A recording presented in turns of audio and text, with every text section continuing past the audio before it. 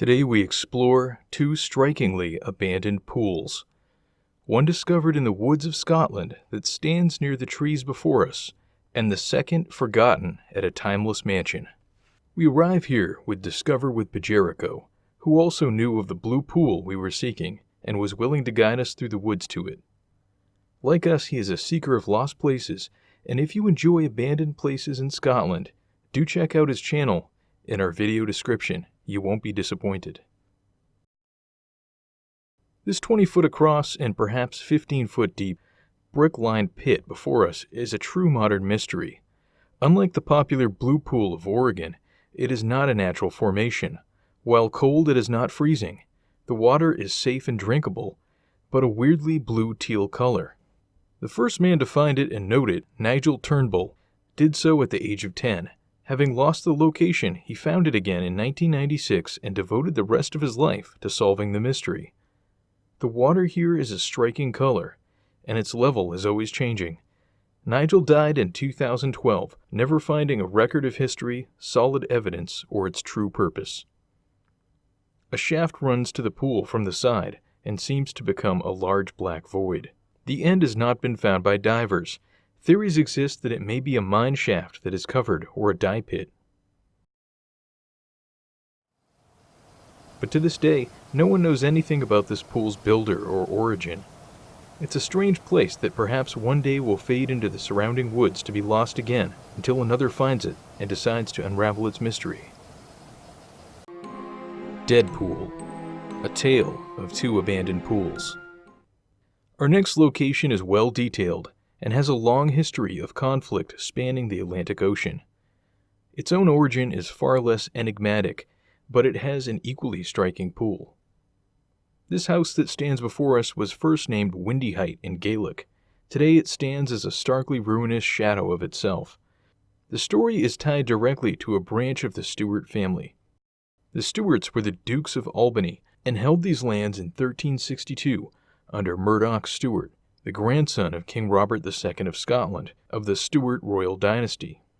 In 1389, Murdoch became Justiciar north of the Forth and began to expand his power with his father Robert.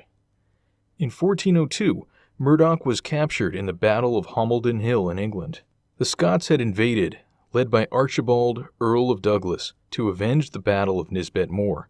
It was a decisive defeat at the hands of Henry Percy, 1st Earl of Northumberland, and his son, Harry Hotspur, of which Shakespeare wrote, 10,000 bold Scots, 22 knights, balked in their own blood did Sir Walter see, on Homildon's plains. Of prisoners Hotspur took Mordrake, the Earl of Fife, the eldest son, to beaten Douglas, and the Earl of Atholl, of Murray, Angus, and Menteith. Murdoch was then to be held 12 long years in English prisons. During this time, his father Robert viciously expanded his power. He imprisoned young David Stuart, Duke of Rothesay and heir to the throne, who was under his protection in 1402 at Falkland Palace. David was to die mysteriously, some say of starvation, but the cause has never been confirmed. King Robert III of Scotland, then still king, sent young Prince James, his heir, on a ship to France in 1406, which was captured by English pirates, who then handed the prince to King Henry IV of England. That same year, King Robert III died, leaving Prince James as his heir at just 12 years old. For 18 years, he would remain locked away in England.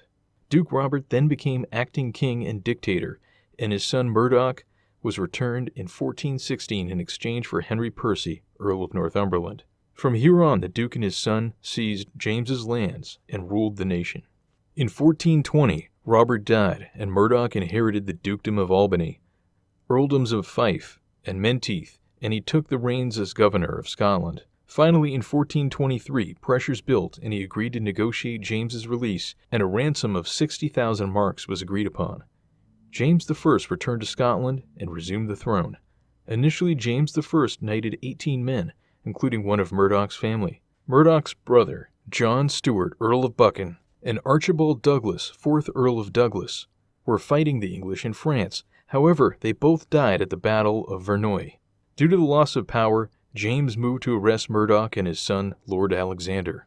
Murdoch's other son was in prison already, and his last son escaped and started a rebellion, burning Dumbarton, but fled to Ireland, where he soon died. At this point, the king charged all of them with treason. In a one-day trial at Stirling Castle, all were found guilty and beheaded, with their titles and land seized, along with Windyhite. The king then granted Windyhite to John Sinclair, Esquire. From his daughter's marriage, the house passed to the Hume family. Finally, one Mary Hume married George Stuart. George, strangely, was a descendant of Duke Murdoch, and after 300 years the mansion returned to the original family. By 1758, it was inherited by a Maryland plantation owner and British loyalist politician, a Dr. George Stuart from Annapolis, Maryland. George had bought a house called Dodon in Annapolis, where he farmed tobacco, raised horses, and once entertained George Washington. In 1764, in protest of new taxes in the colonies, he visited Lord North in England to question him. He had been a loyalist with friends like Lord Baltimore, who had entrusted him with the care of his son Benedict. He gained much from this contact, becoming mayor of Annapolis for 2 terms, a judge and deputy secretary of Maryland. In time, he became an enemy of Samuel Chase, son of Liberty, who opposed the Stamp Act and later signed the Declaration of Independence. George published an article in the Maryland Gazette accusing Chase of being a busy, reckless incendiary, a ringleader of mobs, a foul-mouthed and inflaming son of discord and faction, a common disturber of the public tranquility. In turn, Chase accused George, in another article, of vanity, pride, and arrogance, the people rejecting you as unfit for their confidence and trust, which you had repeatedly betrayed, and elected me in your room. I am not ashamed to own that I exerted myself in opposition of you.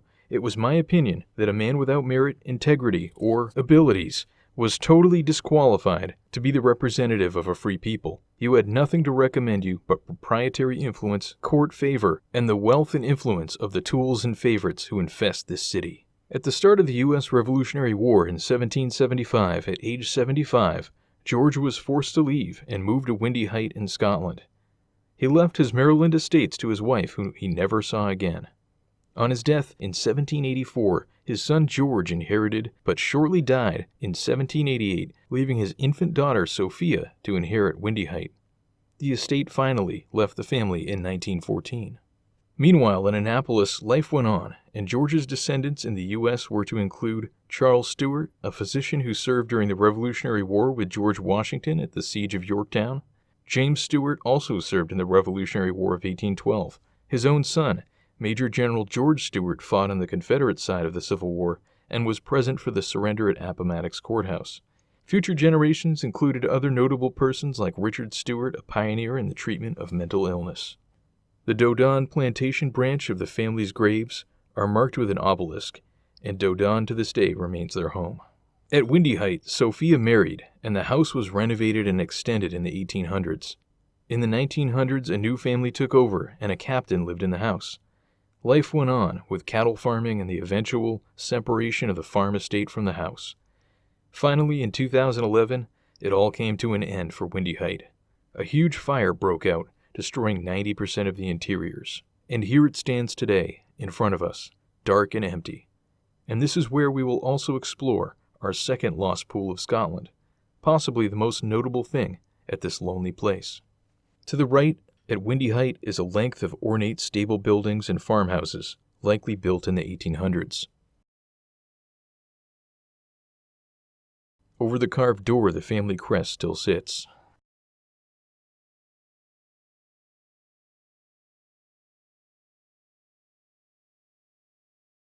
The first room shows some sign of a past attempt to clean up.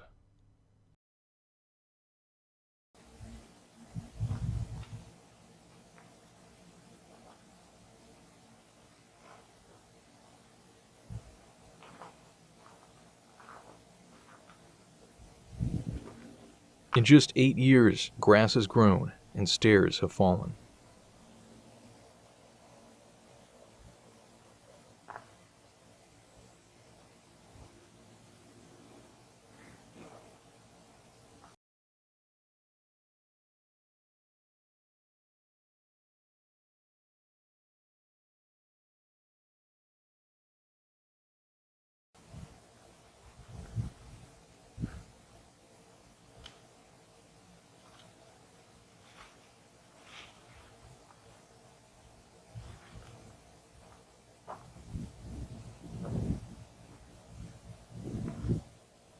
Above, a number of large metal supports has been added, combining with the barred windows to create a massive prison-like feeling here.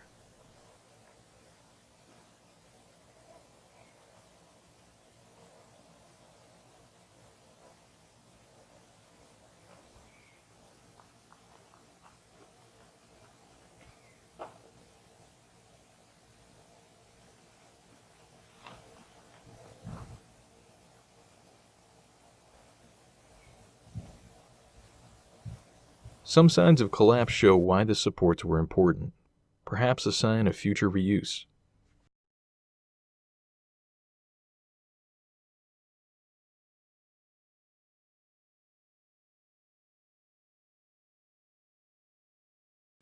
Ornate gates, window grills, and metal pieces preserved leaning against the walls hint at the expensive interiors.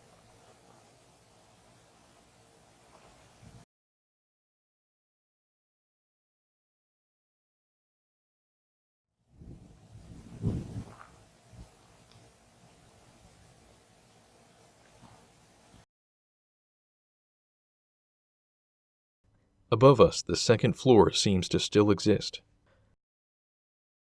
A hole punched in the wall likely was used to allow water inside during the fire.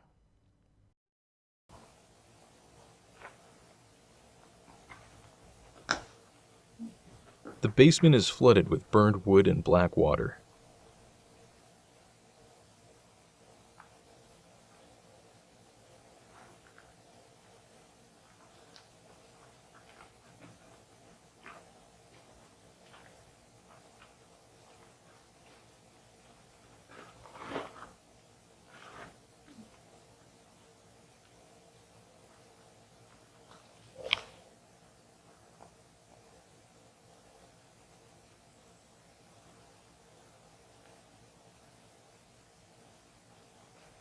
A door lies on the ground, strangely untouched.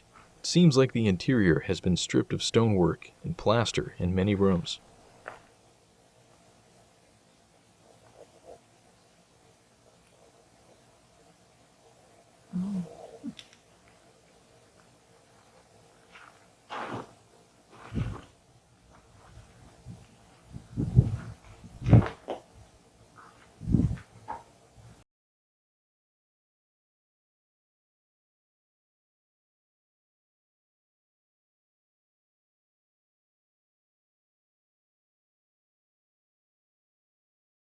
A stairwell peeks out at us from the left that we will return to shortly.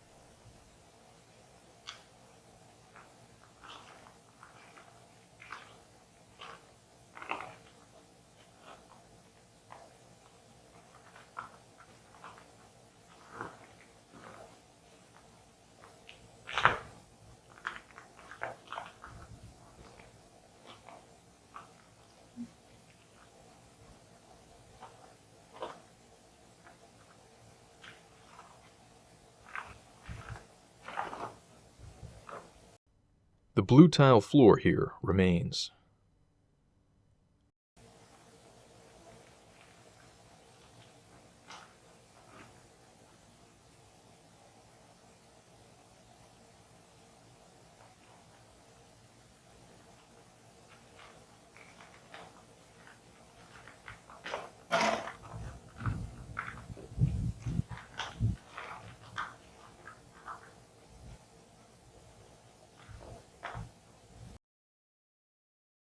The side entrance leads to other abandoned estate buildings.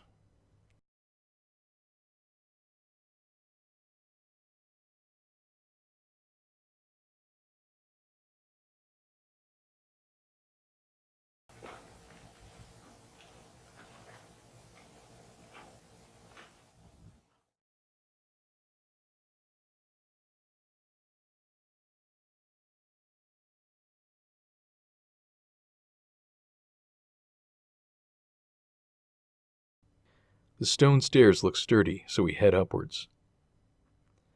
It's very quiet over here.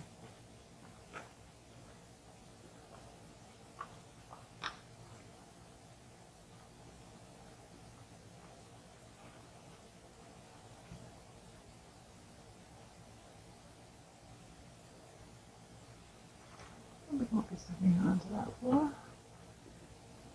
The top level is in disarray, with extensive fire and water damage to the single layer of boards that form the floor. One sign of a dangerous floor is pieces of cardboard and particle board used to cover holes. One is to the left of us, and to the right, in another area, some areas of the floor below can be seen. Moss grows on the floor, betraying a constant wetness.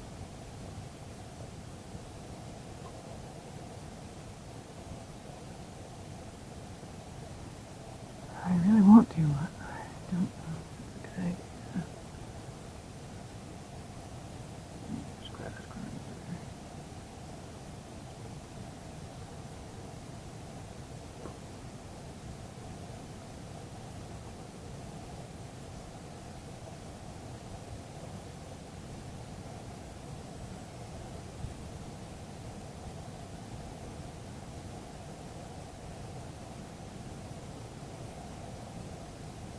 A wood stair continues upwards and seems rotted.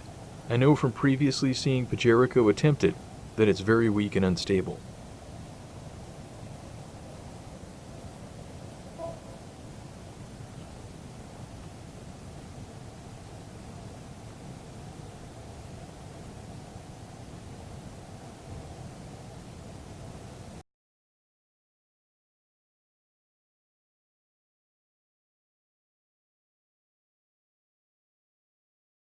I mean, there's still like some ceiling above us. But if there was a fire, then that changes everything. Yeah. To the right looks a little better, so we test the strength of the beams and boards. We risk it and move to the right.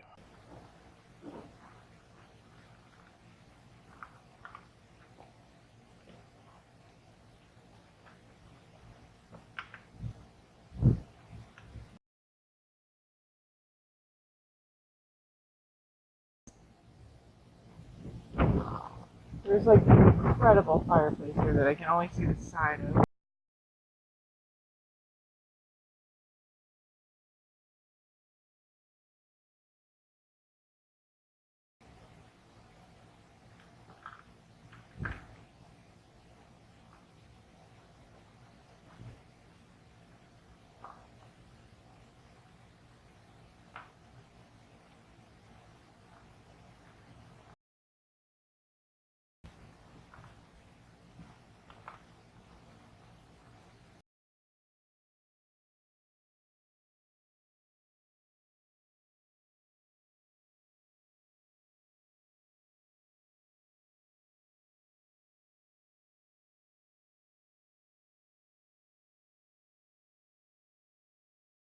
This room has an ornate fireplace, which we just capture without stepping on the worst floor ahead.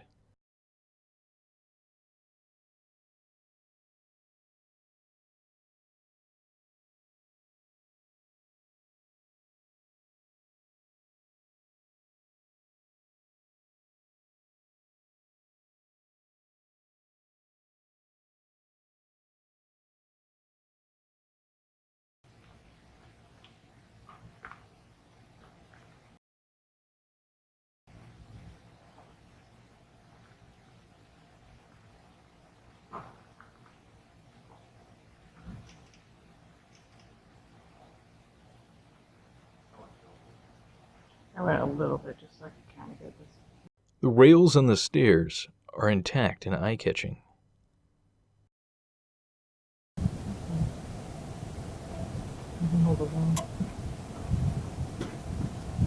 We head outside as I've discovered something notable. This would be a great place to be with like a hard hat and some safety gear. And like being allowed to be here.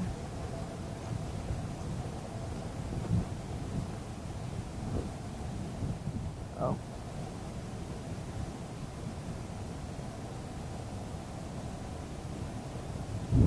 Look at all those buildings. I wonder what kind of shape they're in.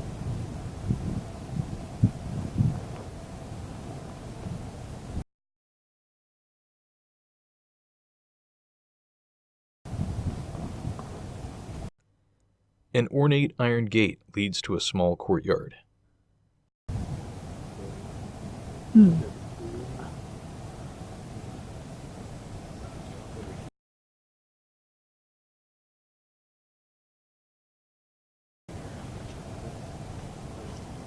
Hmm.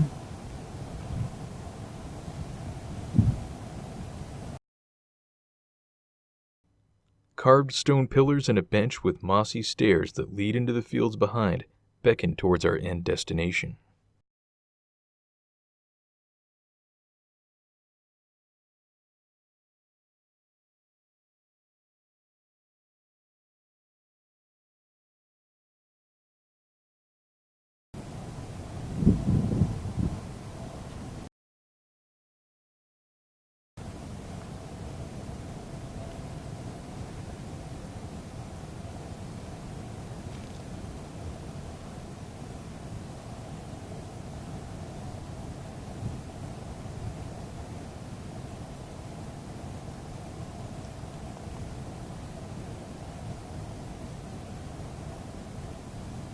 Across this field, a small building can be seen.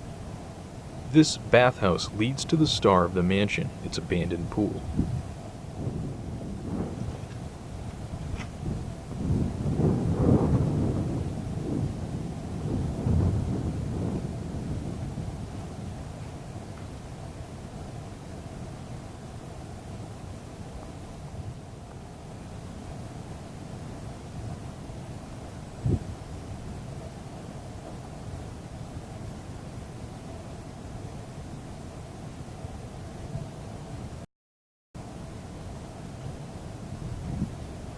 Oh my god. Oh my god.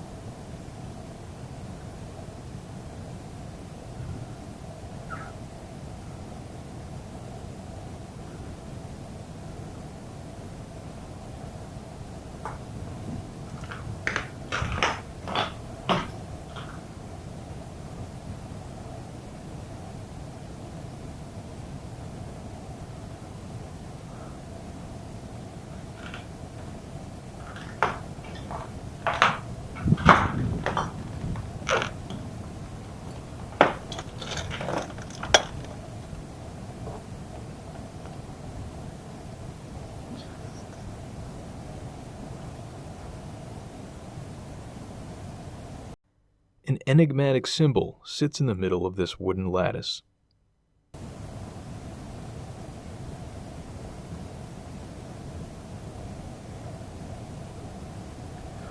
So, oh, it's amazing. It's gonna be prickly, but.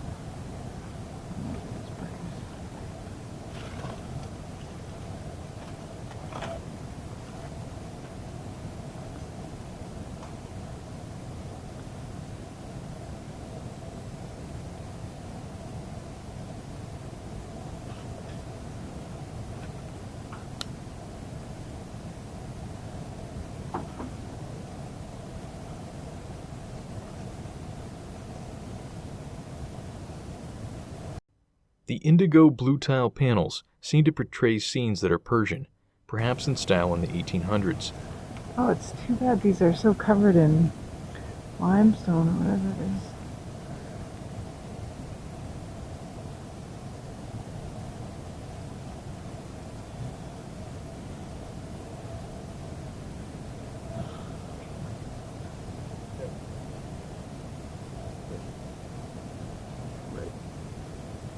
Can you see these little, I don't know what they are, to be honest. They're,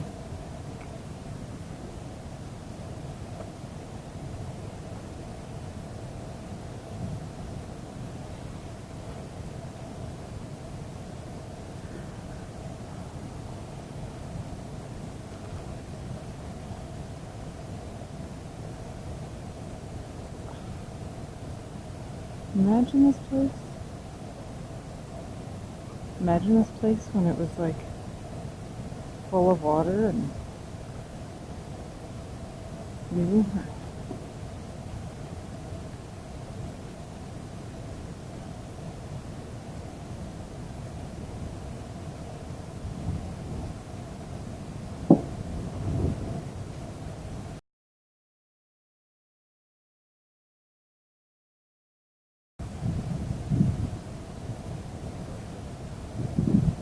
No, I could stay here all day, though.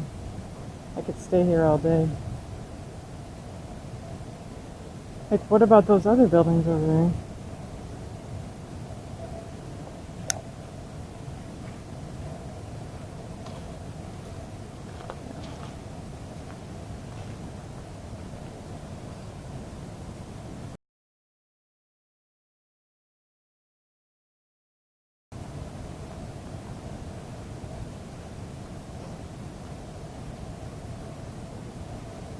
Yep. Yes, it is. It looks like the top of it's behind it, like it's knocked off. Oh, whoa, yeah. At the end of the pool is an even more notable feature. It's got like, I don't know, some kind of a cat face maybe? I don't know. This wild-eyed bronze lion's gaping maw holds a bee possibly sleeping or expired. I don't know if this is like an original item or, but it's cool.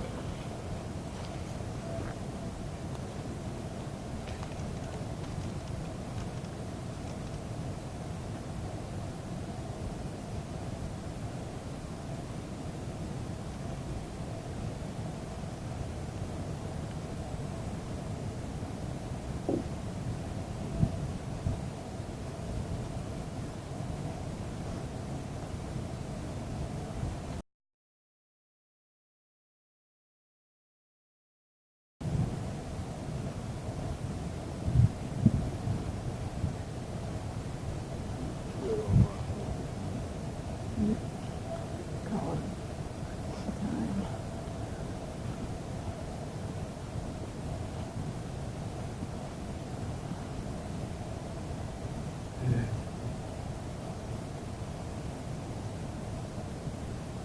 Yeah, I don't see any goats. Oh yeah, there's a couple right over there. The views here are amazing. It's easy to see why it was called Windy Height, as across the fields blow winds that have caused much audio distortion and would have blown often against the mansion's tallest heights.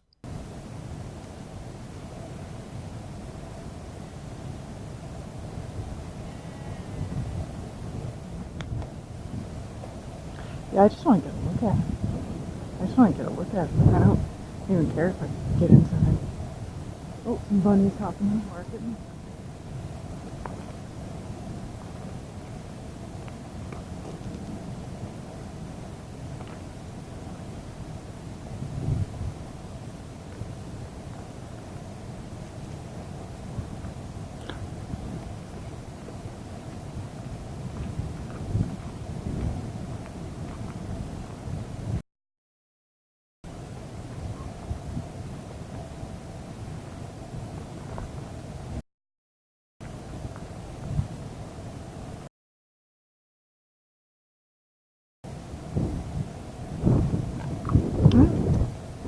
The insides are in good shape. Looks like we broke a bunch of windows. The farm buildings seem abandoned but used for storage. Most seem filled with animal cages and old appliances. They're all in good shape inside. The path behind leads to an old cottage that seems more maintained. Yeah, these are definitely in much better shape.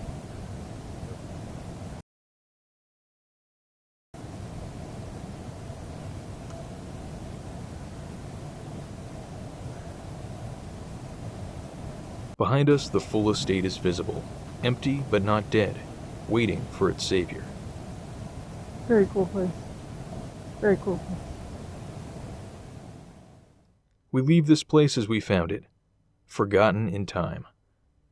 We hope you've enjoyed this tale of two lost pools, and join us next time as we continue across an abandoned Scotland. Subscribe and explore with us today.